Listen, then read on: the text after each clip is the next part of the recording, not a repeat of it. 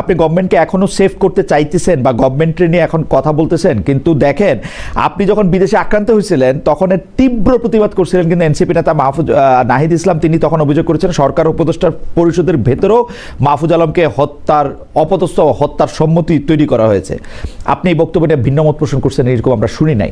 আমরা কিন্তু স্পষ্ট এইটার মধ্যে দেখতে পাচ্ছি যে আপনারা এক ধরনের উপদেষ্টা ছিলেন আর অন্যরা অন্য ধরনের উপদেষ্টা ছিল। আমি আপনার কথা বলতেছি না, আপনার অন্য যে দুই উপদেষ্টা ছাত্রদের মধ্যে থেকে আসছেন তাদের বিরুদ্ধে অনেক ধরনের অভিযোগ, সরাসরি দুর্নীতির অভিযোগ আসছে। আপনার বিরুদ্ধে কি ধরনের অভিযোগ আসছে সেটা আমি আপনার পরে বলতেছি। আপনার বিরুদ্ধে পরিবার, আপনার ভাই ইত্যাদি ইত্যাদি নিয়ে আপনার বিরুদ্ধে অভিযোগ আসে। তাহলে আপনারা কি উপদেষ্টারা কি মানে সরকারের মধ্যে দুই ভাগ হয়েছিলেন? অনেক উপদেষ্টারা কিন্তু এরকম বলতে চেষ্টা করছে যে আমরা অনেক কাজ করতে পারি না, বিকজ ইঙ্গিতটা হচ্ছে আপনারা। আবার আপনারা একদম সরাসরি বলছেন এই উপদেষ্টারা আপনাদের হত্যাযোগ্য করছে। আপনি বলছেন আপনাকে কোনো কাজ করতে দেওয়া হয় না, একটু যদি বলেন। ওকে, আমি মনে করি আমি যেটা একটু আগে বললাম সেটা, যে ইতিহাস নিজে কথা বলা শুরু করবে। সো আমি আর কিছুদিন ধৈর্য ধরি এবং মানুষের গালি সহ্য করি। মানুষ যখন জানতে পারবে, they will feel sorry for us 3 student leaders, এবং স্পেশালি অ্যাবাউট মি, কারণ আমি তো সবচেয়ে বেশি আক্রান্ত হয়েছি। So let's see I am not talking right now about this things, ঠিক আছে? কারণ হচ্ছে আপনি যেটা বললেন যে একবার স্পষ্টভাবে আমি যদি বলি, প্রথম দিকে যেটা বলা হইলো যে অনেকে বলার চেষ্টা করছে যে আমরাই সবকিছু ঠিক করি, দ্যাট ইজ নট ট্রু। কিন্তু এই কথাগুলি তো ডক্টর মোহাম্মদ ইউনূস এই ধারণাগুলি সবচেয়ে বেশি দিয়েছেন। আমি একদম নিরপেক্ষভাবে বলি, ডক্টর মোহাম্মদ ইউনূস এই ধারণাগুলি সবচেয়ে বেশি দিয়েছেন। ডক্টর মোহাম্মদ ইউনূস বারবার বলছেন যে এটা মানে এই ধারণাগুলি এবং উনার ব্যর্থতার দায় উনি শিফট করছেন আপনাদের কাঁধে। উনি ইশাককে মেয়র হইতে দেন নাই, এটা উপদেষ্টা পরিষদের সিদ্ধান্ত। সেই সিদ্ধান্তটা চাপাইছেন হচ্ছে আসিফের ঘাড়ে। আমি একদম স্পষ্ট এটা বলতে পারি। ওকে, লেট হিস্টোরি স্পিক বাট হিস্ট্রিটা আসবে কোত্থেকে? মানে ঘটনা হইতেছে যে জুলাই আন্দোলনকে এখন অনেকে বলতেছেন ব্যর্থ, আপনাদের উপর আশা হতো, কিন্তু এটাতে আপনারা দায়ী নাকি আর কেউ দায়ী, এটাও তো আমাদের আসলে একটু বুঝতে হবে। মানে এটা তো বোঝাও দরকার, তাই না? আই থিঙ্ক মানুষ বোঝা শুরু করছে। গত 4-5 মাসে অনেক কিছু চেঞ্জ হয়েছে, অনেক বক্তব্য, অনেক ধরনের মানে আন্ডারস্ট্যান্ডিং মানুষের মধ্যে গ্রো করছে। হ্যাঁ, এবং আর এটা ধীরে ধীরে গ্রো করবে। এখন আমরা যদি এটা যখন আমরা ব্যাখ্যা দিব তখন মনে হবে যে আমরা বলছি, কিন্তু আমরা যখন ব্যাখ্যা না দিয়ে যখন ইতিহাস ব্যাখ্যা দেওয়া শুরু করবে, রিয়েলিটি ব্যাখ্যা দেওয়া শুরু করবে, যখন সোসাইটির different segments and different realities ব্যাখ্যা দেওয়া শুরু করবে, I think that would be convincing. আরেকটা কথা বলি যে বলা হয়েছিল যে ইউনূস সরকার ক্ষমতায় আসার পরপরই তার উপদেষ্টারা তার ব্যাংকের যে স্টেটমেন্ট আগে কি ছিল পরে ছিল সেগুলি প্রকাশ করবে, সেগুলি যে প্রকাশ করা হয় নাই। আমাকে কয়েকজন উপদেষ্টা পার্সোনালি বলছেন যে তারা কিন্তু সেই স্টেটমেন্ট বা তাদের আয় ব্যয়ের হিসাব তারা দিছেন, তারপরও ডক্টর ইউনূস যে এটা প্রকাশ করলেন না, এইটার একটা কারণ কি আপনারা বাধা দিচ্ছেন ছাত্র উপদেষ্টারা? কারণ যেহেতু আপনাদের অনেক টাকা বাড়ছে। না, আমাদের কোনো টাকা বাড়ে নাই। আমি জানি না টাকা বাড়ার কথা কারা বলতেছে, কি বাড়তেছে। আমার বাড়ে নাই, অন্তত আমি ব্যক্তিগতভাবে বলতে পারি। আরেকটা হচ্ছে আমার স্টেটমেন্ট কিন্তু জমা দেওয়া আছে, আমি গভর্নমেন্টে, কিন্তু গভর্নমেন্ট এটা প্রকাশ করে নাই। কারণটা কি তাহলে? কারা এটা আটকাইলো? I don't know about this, but আমি ক্যাবিনেট ডিভিশন আমাদের জমা দেওয়ার কথা, আমার জমা দেওয়া আছে আরো, আই থিঙ্ক এটা জুলাই আগস্টের দিকে জমা দেওয়া আছে, if I am not wrong, but এটা জমা দেওয়া আছে। এবং আমারটা তো ক্লিয়ারলি আই হ্যাভ ডকুমেন্ট আমার কাছে কত টাকা আছে, and I can show it, but not for public, but for any inquiry. Right, কিন্তু এইটা জমা হচ্ছে না, এটাই হচ্ছে মানে এটা প্রকাশ হচ্ছে না, এটা হচ্ছে পাবলিক। আপনার জানুয়ারির 13 তারিখের আলোচনার অনুষ্ঠানে আপনার বক্তব্য থেকে একটা কোট করি, যেখানে আপনি বলছেন অলিগার্করা যারা টাকা দিয়েছে তাদের আপনি গ্রেপ্তার করলেন না, তাদের বিচারের আওতায় আনলেন না, তারা এখনো ফান্ডিং করে যাচ্ছে এবং তারা ভুলের পর ভুল মিথ্যা অপপ্রচার করে যাচ্ছে, তাদের আপনি ধরবেন না। এটা তথ্য মন্ত্রণালয়ের কাজ না। আমি শেখ মুজিব হতে চাই না যে আমি পত্রিকা বন্ধ করে দিব, মিডিয়া বন্ধ করে দিব, বরং আমরা চেয়েছিলাম যে নতুন মিডিয়া দেব। নতুন মিডিয়া কি আমাদের দিতে দেওয়া হয়েছে?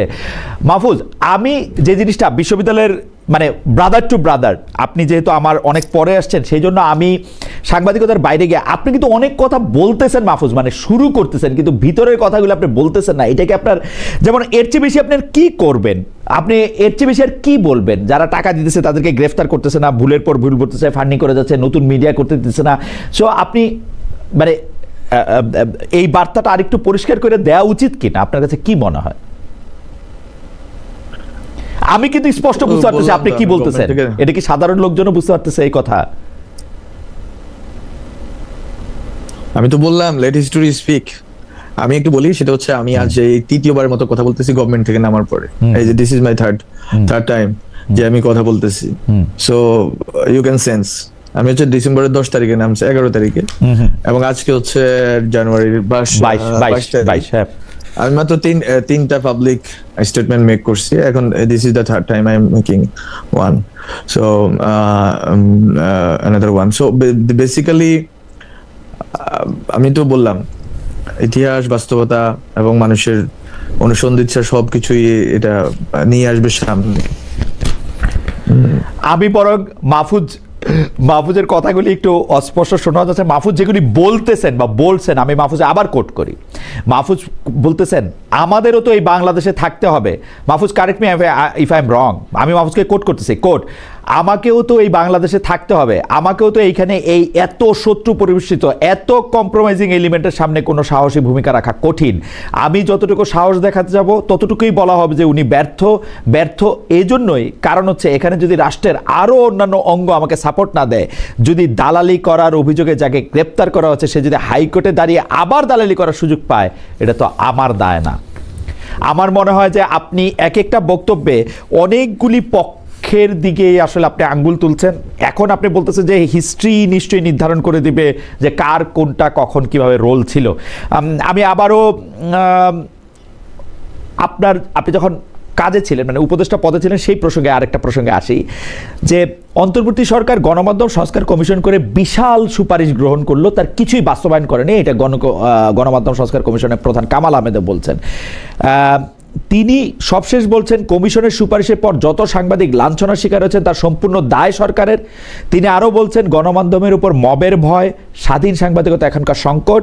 এই যে গণমাধ্যম সংস্কার প্রস্তাব নিয়ে কোনো কাজ হলো না, এই সরকারের সময় মিডিয়া হাউসে মবের ভয় তৈরি হলো, এই সরকারের বেশিরভাগ সময়ের তথ্যমন্ত্রী হিসাবে থাকা আপনি এর কতটা দায় নেবেন বা আপনি এটা নিয়ে কি বলবেন?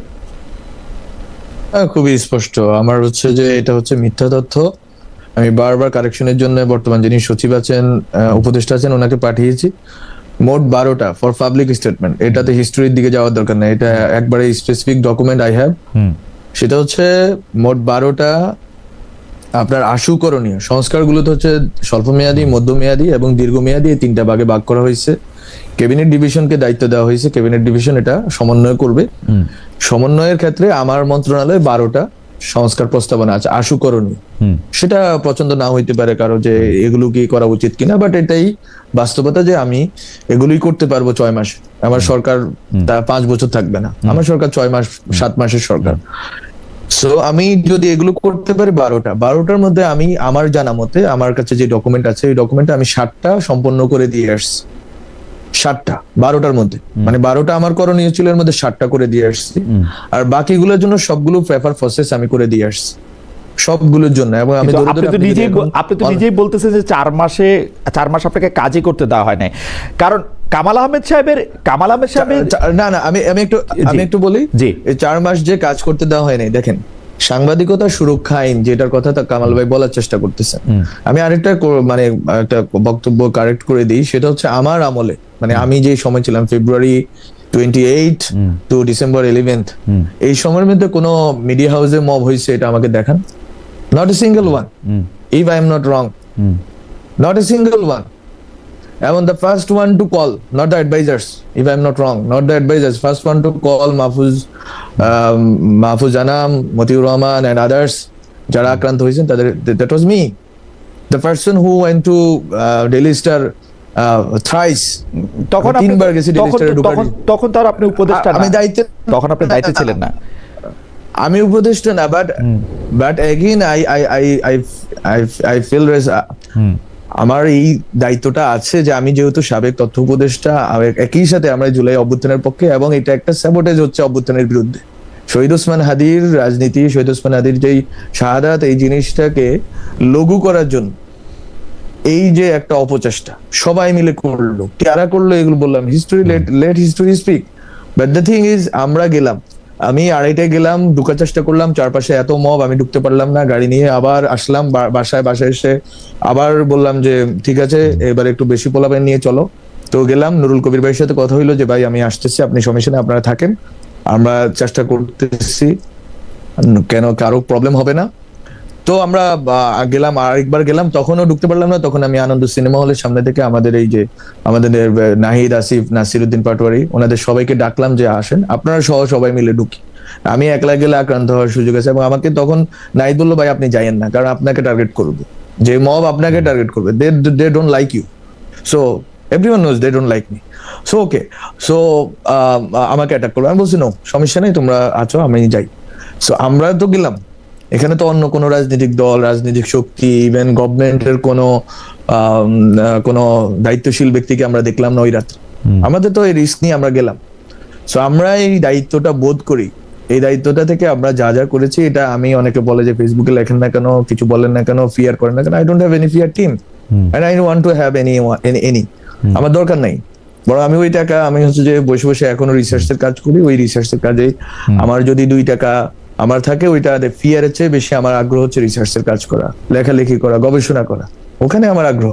So what ever the thing is, এই পুরা জিনিসটাকে, এই দায়িত্বশীলতার জায়গাটাকে, যে কামাল ভাই বলছেন 3টা ইস্যু সংস্কার, 7টা আমি করে দিয়ে আসছি, আর 5টা অনগোয়িং ছিল। 1 সেকেন্ড হচ্ছে আমার সময়ে কোনো সাংবাদিক লাঞ্ছনার শিকার হয় না, বরং নাহিদ খুবই একটা ভালো কাজ শুরু করছিল, সেটা আমি কমপ্লিট করে দিয়ে আসছি। সেটা হচ্ছে যে কারা মিথ্যা মামলার মানে শিকার হচ্ছেন, মানে এই যে সাংবাদিকদের মধ্যে, এই ভালো কাজটা তো এখনো চলতেছে, ঠিক না মাহবুব সাহেব? যেমন ধরেন না, ওইটা যেমন ধরেন আনিস আলমগীর কি করছেন আমি জানি না, এখন উনি জেলে, শাকিল, আমি ওনার রূপা, এরা জেলে। না আমি ওনার ব্যাপারে বলবো না, আমি ওনার ব্যাপারে বলবো না, এটা আমার সময়কালীন না, বরং আপনার এটা আমার কাজ, তথ্য মন্ত্রণালয়ের কাজ না কাউকে চুটানো, কাউকে স্বরাষ্ট্র মন্ত্রণালয়কে আমরা ব্রিফ করছি, নাহিদ এটা শুরু করছে, আমি এটা কন্টিনিউ করছি, কমপ্লিট করে দিছি আমরা, যে এই সাংবাদিকরা এরা গ্রেপ্তার হয়েছেন, এরা আমরা সাংবাদিক কমিউনিটির সাথে মিলে এই তথ্যটা সংগ্রহ করে দিছি। তো স্বরাষ্ট্র মন্ত্রণালয়ের দায়িত্ব হচ্ছে তারা ঠিক করবেন যে কে ভুয়া মামলায়, সঠিক মামলায় কারা গেছে। আর যাদের কথা আপনি বললেন তাদের ব্যাপারে কথা হচ্ছে, তারা যারা ফ্যাসিবাদের অ্যাকমপ্লিস ছিল, ফ্যাসিবাদের পক্ষে ছিল, তাদেরকে আপনি, আমাদের পরামর্শ কি ছিল, যদি আপনি আমাদের কথা শুনতে চান, আমাদের পরামর্শ ছিল আপনি তাকে এমন কোন মামলায় গ্রেপ্তার করেন না যেটা হচ্ছে তার হিউম্যান রাইটস কে ভায়োলেট করে। এটা যদি আপনি বলতে চান, শুনতে চান, রাদার সে তো অ্যাকমপ্লিস ছিল, সে তো এটা স্পষ্ট, বাংলাদেশের মানুষ তো ঘুমিয়েছিল না, বাংলাদেশের মানুষ দেখছে কারা তাদের বিপক্ষে, তাদেরকে হত্যার জন্য ন্যারেটিভ তৈরি তাদেরকে হত্যার জন্য দিনের পর দিন টকশোতে, তার তো একটা বিচারের ব্যবস্থা করতে হবে, মানে বিচারের ব্যবস্থাটা কিভাবে করবে এটার ব্যাপারে কিন্তু আমরা যারা শুনি, যাদেরকে অভিযোগ করতে শুনি, সাংবাদিকদের গ্রেপ্তার করা হয়েছে, হত্যা, মানে কি বলা যায়, হত্যাযোগ্য করা হয়েছে, বা তাদেরকে নিপীড়ন করা হচ্ছে, তারা কিন্তু কেউ এসে বলে নাই, না আমি একটু শেষ করি, কেউ এসে বলে নাই যে আপনারা সাংবাদিকদের এই অ্যাকাউন্টেবিলিটির প্রশ্নটা, আমি বারবার, আমি যখন মন্ত্রী ছিলাম, উপদেষ্টা ছিলাম, আমি বারবার বলার চেষ্টা করছি, freedom without accountability is dangerous. আমরা ইউএনকে, আমি নিজে ইউএনকে চিঠি লিখছি একটা ফ্যাক্ট ফাইন্ডিং কমিটি করে দেওয়ার জন্য, যাতে আপনারা কি বলে, গত 15 বছর ফেসিবাদের আমলে যারা ফেসিবাদকে সহযোগিতা করছে তাদের জন্য, তাদের ব্যাপারে যাতে একটা আমরা ফ্যাক্ট ফাইন্ডিং পাই, যে তা কারা কারা সহযোগিতা করছে, তাদের ব্যাপারে কি উদ্যোগ নেওয়া যায়, রিকনসিলিয়েশনটা কেমনে করা যায়, তারা কি অ্যাপোলজি করবে নাকি করবে না, সবকিছু নিয়ে এই চিঠিটা 1 মাস ধরে চললো। এরপর এটা আর কার্যকর হলো না, তখন ওখানকার ইউএন বডি থেকে বলা হলো যে আমরা একটা কোড অফ কন্ডাক্ট তৈরি করতে চাই, and that code of conduct is nowhere till now. So এখানে অনেকগুলো স্টেক হোল্ডার জড়িত। আমি এই জন্য বারবার বলছি, let history speak. The thing is, এই সাংবাদিকদের বিষয়টা আমরা যদি ইউএন ফ্যাক্ট ফাইন্ডিং কমিটি যদি এটা করতো, যেটা আমি চিঠি নিজে লিখছি, আই হ্যাভ দ্যাট লেটার, এবং ওই চিঠি লেখার পরে ওই চিঠি অনুযায়ী যদি ফ্যাক্ট ফাইন্ডিং হইতো, 3 মাস আমাদের টাইমলাইন ছিল, জুলাইতে আমি চিঠিটা লিখছি, আগস্ট, সেপ্টেম্বর, অক্টোবরের মধ্যে এটা হবে, হওয়ার পরে এটা ঠিক হবে যে কোড অফ কন্ডাক্ট কিভাবে হবে, সংবাদ মাধ্যমগুলো একই সাথে স্বাধীন, একই সাথে দায়িত্বশীল কিভাবে ভূমিকা পালন করবে, এই জন্য আমি এই কাজটা করছি।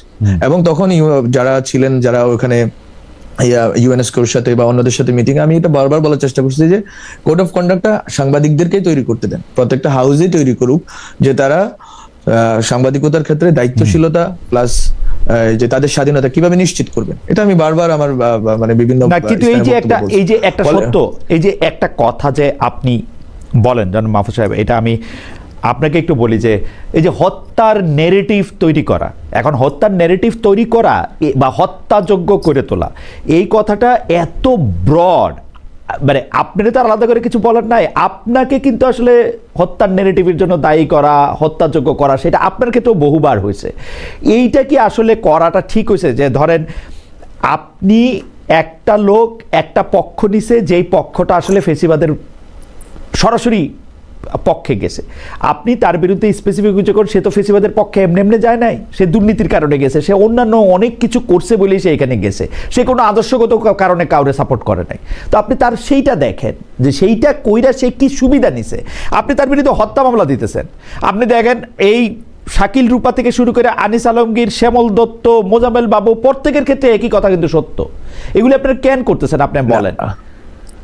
না, আমরা শুনেন, এখানে হচ্ছে যে আপনি যেভাবে বললেন, আমি তো এই কথাটা বললাম, আমি একজন লয়ার স্টুডেন্ট এবং আমরা সারা জীবন এই আওয়ামী লীগের হিউম্যান রাইটস অ্যাবিউজের বিরুদ্ধে কথা বলছি, আমরা আজকে হুট করে হিউম্যান রাইটস অ্যাবিউজার হয়ে যাইতে পারি না। সো আমাদের পজিশনটা খুবই ক্লিয়ার ছিল, যদি আমাদের কাছ থেকে শুনতে চান। আমাদের কাছ থেকে হচ্ছে যে কোনো একটা ফ্রেমওয়ার্ক, লিগাল ফ্রেমওয়ার্কের আন্ডারে ওনাদের শাস্তির ব্যবস্থা করতে হবে, ওনাদের অ্যাকাউন্টেবিলিটির ব্যবস্থা করতে হবে, ট্রান্সপারেন্সির ব্যবস্থা করতে হবে। সাংবাদিকরা প্রশ্নহীন থাকতে পারবে না, রাজনৈতিক নেতারা প্রশ্নহীন থাকা যেরকম সঠিক না। আপনি আমাকে প্রশ্ন করতেছেন, আমারও আপনার অধিকার থাকা উচিত আপনাকে অবশ্যই, আপনার প্রতিষ্ঠানকে প্রশ্ন করা। অবশ্যই 100%, that is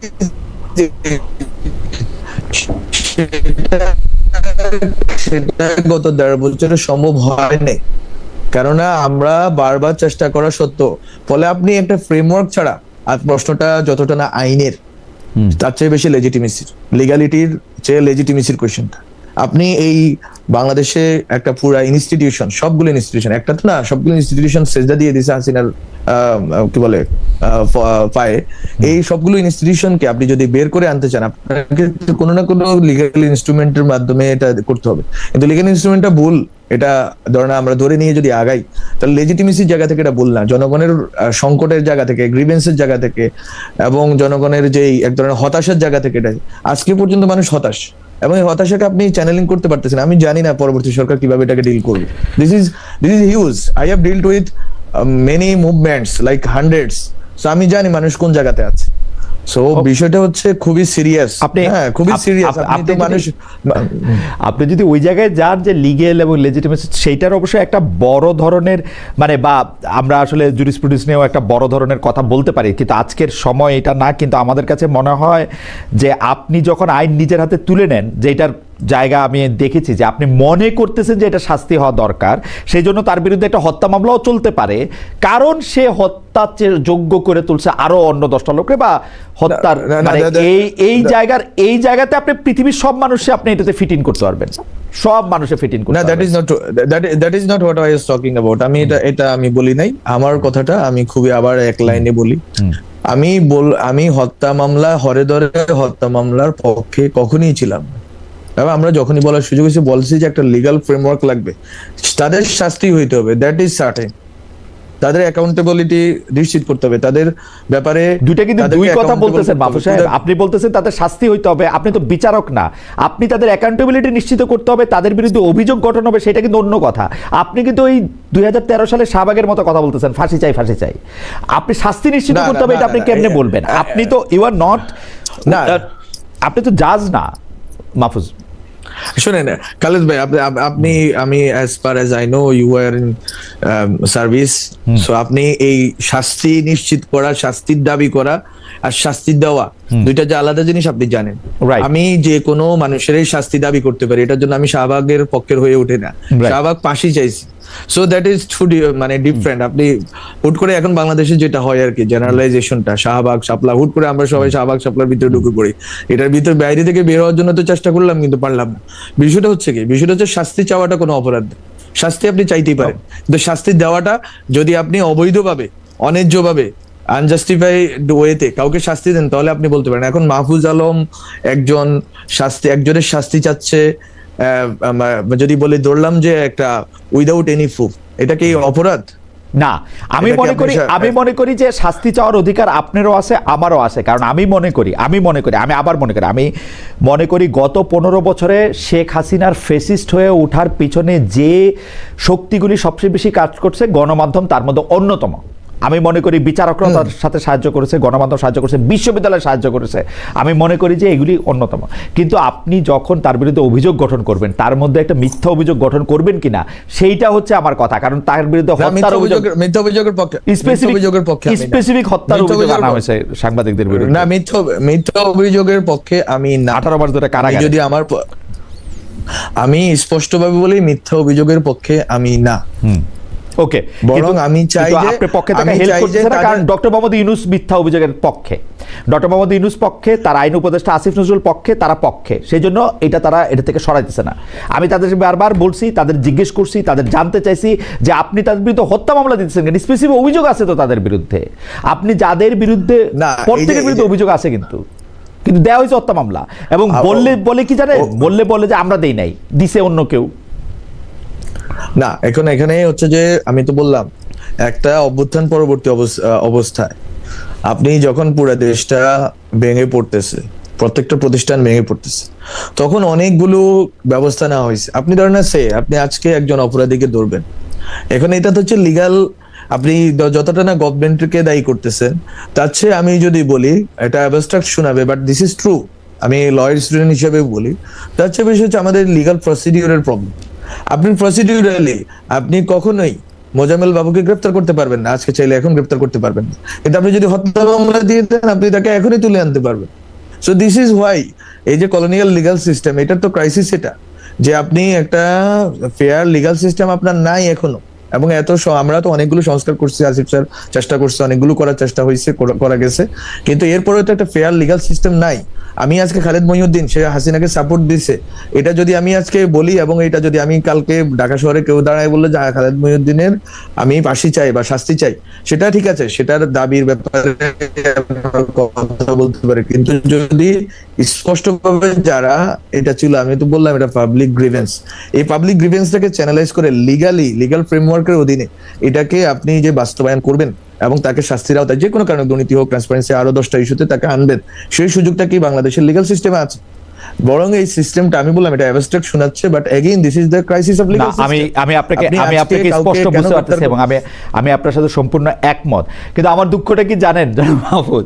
আমার দুঃখটা হচ্ছে গত 15 বছর ধরে আমরা শেখ হাসিনার অ্যাবসলিউট এই জায়গাটা, মানে উনার পলিটিক্যাল গ্রিভান্স, উনার এটা পছন্দ হইতেছে না, এটা করার জন্য উনি যেভাবে কলোনিয়াল লিগেল সিস্টেমের কথা বলে, যেভাবে তিনি লিগেল সিস্টেমের হাত মুচড়ে ধরে মানুষের মানবাধিকার ধ্বংস করছেন, এইটা ছোটদের বা ছোট করে তাই করা হইতেছে এই সরকারের আমলে। এটা হচ্ছে আমার আফসোস। আমি এই কথা আমি বলেই যাব, এই আফসোস আমার থাকবে। আপনি এই কথা বলতে পারেন, আপনার আফসোস, হতাশা, ক্ষোভ, ফ্রাস্ট্রেশন সবই থাকতে পারে, দ্যাট ইজ ভ্যালিড। হ্যাঁ, আপনি একজন সিটিজেন হিসেবে আরো ভালো ব্যবস্থা চাইছেন, এটা আমরাও চাইছি। দ্য পয়েন্ট ইজ, আপনি হাসিনার সাথে এখানে তুলনা করাটা খুবই অন্যায্য। হাসিনার মতো করে র্যান্ডম হয়তো একটা দুইটা জায়গায় হয়েছে, এবং আমার জানা মতে কোনো আওয়ামী লীগের অ্যাক্টিভিস্টকে আজ পর্যন্ত গুম করা হয়নি। আপনি হাসিনার যে এক্সট্রা জুডিশিয়াল কিলিং এর জায়গাতে ধরেন, আপনি বলেন যে মানে আওয়ামী লীগের কয়টা লোককে এক্সট্রা জুডিশিয়াল কিলিং এর শিকার হইতে হয়েছে।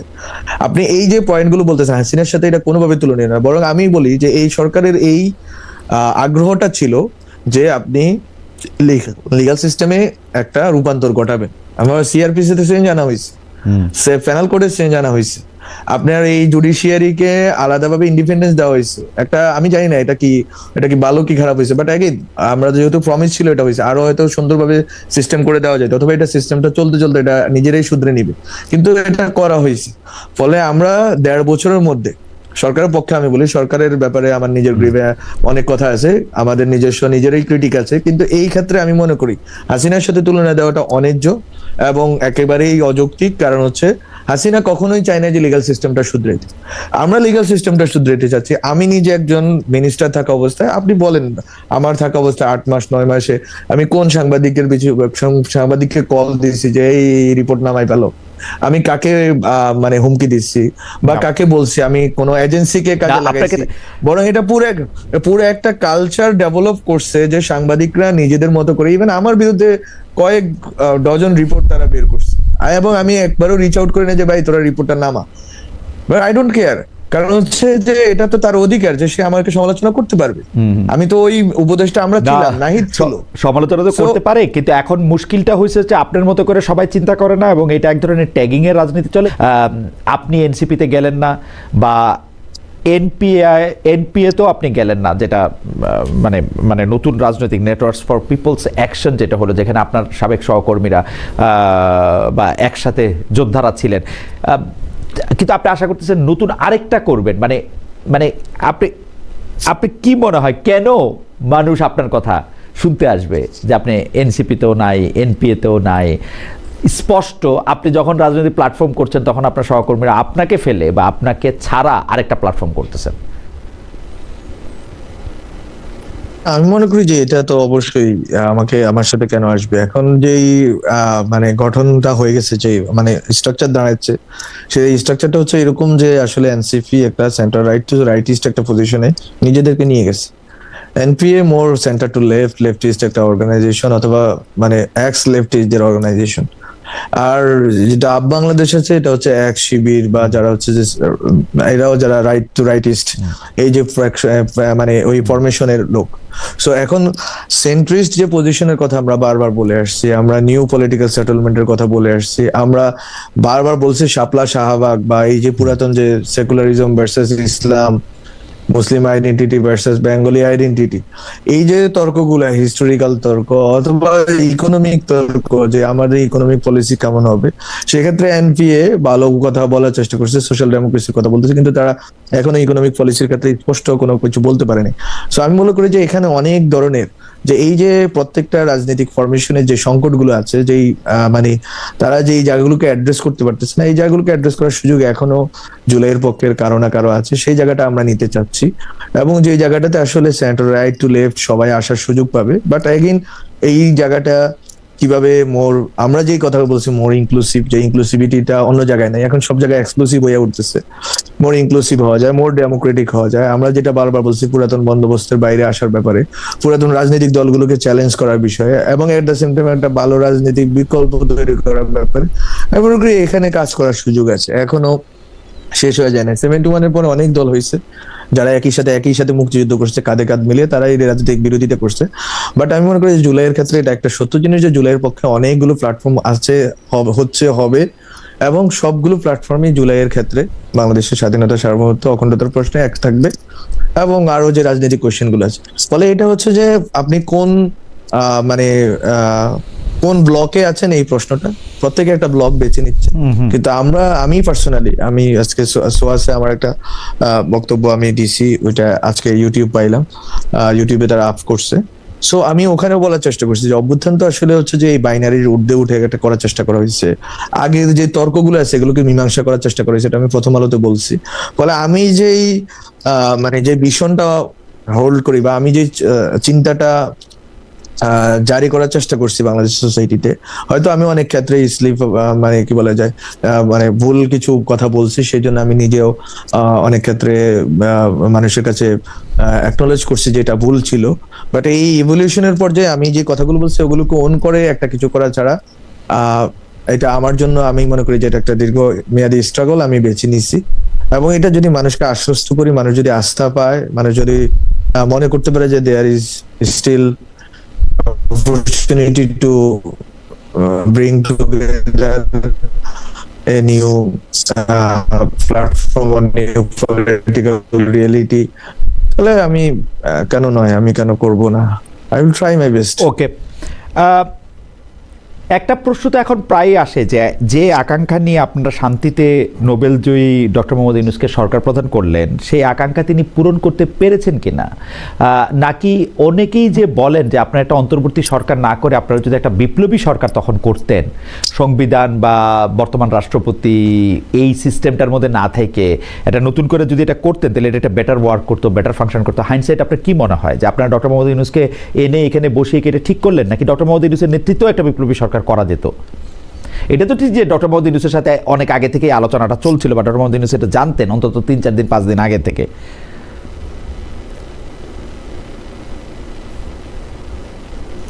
বিপ্লবী সরকার বা জাতীয় সরকার এইসব আলোচনাগুলো টেবিলে ছিল 3 তারিখ থেকেই, হ্যাঁ 3 তারিখ থেকে 5 তারিখ পর্যন্ত। এর আগে জানি না কি বিষয় কি ছিল, বাট 3 তারিখ থেকে 5 তারিখ পর্যন্ত যেই আলোচনাটা ছিল সবগুলো সার্কেলের মধ্যে যারা অভ্যুত্থানে অংশীদার ছিল রাজনৈতিক দলগুলোর মধ্যে, এমন করে ওখানে স্পষ্ট ছিল যে বিপ্লবী জাতীয় সরকার সব সম্ভাবনাই টেবিলে ছিল। কিন্তু বিএনপির অ্যাক্টিং চেয়ারপারসন, এখন যিনি চেয়ারম্যান হয়েছেন জনাব তারেক রহমান, ওনার সাথে যখন আমরা কথা বলছি 5 আগস্টের সন্ধ্যায়, উনি যেহেতু জাতীয় সরকারের বিষয়ে উনি একমত হন নাই, ও বিএনপি একটা বড় স্টেক হোল্ডার, বিএনপি বাংলাদেশের রাজনীতিতে সবচেয়ে বড় বৃহৎ দল এখন, এবং তারা রাজনীতিতে ওই লেজিটিমেসিটা আছে তাদের, ফলে তাদের তো সাপোর্ট ছাড়া আমরা করতে পারি না, ফলে জাতীয় সরকারটা হয় না। এটা তো অনেকবার ব্যাখ্যা দেওয়া হয়েছে। বিপ্লবী সরকার জাতীয় সরকার যেটাই বলেন সেক্ষেত্রে অবশ্যই রাজনৈতিক দলগুলো একটা কনসেনসাস দরকার ছিল, সেই কনসেনসাসটা আমরা পাই নাই, ফলে ওইটা করা সম্ভব হয় না। এবং বিপ্লবী সরকার করার পরে কি হইতো, এটার ফ্রেমওয়ার্ক টাইমলাইন কতদিন হইতো, কতদিন এটা থাকবে, কিভাবে কার্যক্রম করবে, সবকিছু একটা পরিকল্পনার অংশ ছিল। কিন্তু আপনি মনে থাকবে আপনার যে 5 আগস্ট থেকে 8 আগস্ট সময়টা ছিল বাংলাদেশে একটা sort of civil were like situation, যে কেউ জানে না কোথা থেকে আঘাত হচ্ছে, কেউ জানে না কি হচ্ছে দেশে, হ্যাঁ কোনো প্রশাসন নাই। বলে ওই সময়টায় বাংলাদেশের নিরাপত্তার প্রশ্নে, বাংলাদেশের সার্বভৌমত্বের প্রশ্নে এবং স্থিতিশীলতার জন্য অনেক ডিসিশন আমরা রাজনৈতিক দলগুলোকে টেবিলে এনে নেওয়ার চেষ্টা করছি, দিন রাত চেষ্টা করছি ওনাদেরকে কনভিন্স করার জন্য, অনেক ক্ষেত্রে উপদেষ্টা পরিষদের নাম থেকে শুরু করে সবকিছুতে। So everything was consulted with political parties, specially this two, BNP and Jamaat, এবং ওই অনুযায়ী আমরা কাজ করছি। এরকম না যে স্টুডেন্টরা কিছু করে ফেলছে, that is so wrong in many levels. এটা প্রশ্ন না, এটা হচ্ছে যে শেষ কথা যদি আমি এরকম করে বলি, আপনার কাছে কি মনে হয় নির্বাচনটা সুষ্ঠু হবে কিনা, এবং কার বা কোন জোটের জিতে আসার সম্ভাবনা বেশি? আপনি যদি বলতে চান তাহলে আপনি বলতে পারেন আর কি। জনাব মাহফুজ আলম, কার সরকার গঠন করার সম্ভাবনা আপনি বেশি দেখতেছেন? আমি তো রাজনীতিতে নিজেই এখন আছি, আমার মতো করে ভাবার চেষ্টা করতেছি। তো আমি আসলে প্রত্যাশা করি যারা বাংলাদেশের, আমরা যেই জুলাই যেই সম্ভাবনা দেখছি যেটার পক্ষে থাকবে তারা জিতে আসুক। আমার স্পেসিফিক কোনো পক্ষপাত নাই, বরং আমি চাই যে বাংলাদেশের পক্ষে আসুক যারাই আসুক, এবং আসলে শুধু হবে না, যেহেতু আমরা একবার এসেছি এবং আমরা মানে ক্ষমতায় ছিলাম, তো ক্ষমতায় আরোহণ করাটা খুবই সহজ, ক্ষমতায় থাকা এবং থেকে মানুষকে যা যা আমরা আজকে অনেক ভালো ভালো প্রমিস শুনতেছি, প্রমিস গুলো ডেলিভারি করাটা কঠিন। আমরা মনে করি এই কঠিনের যাত্রাটায় তারা যাচ্ছেন, তারা এটাকে সহজ মনে করলে হবে না, কারণ জনগণের ম্যান্ডেট নিয়ে যাচ্ছেন, এত বছর পরে ইলেকশন হচ্ছে। সো তারা যেন জুলাই যারা শহীদ তাদেরকে মনে রাখেন এবং তাদের প্রমিস গুলো ডেলিভারি করার ক্ষেত্রে প্র্যাকটিক্যালি তারা ভূমিকা রাখেন, এতটুকুই থাকবে। শুভকামনা।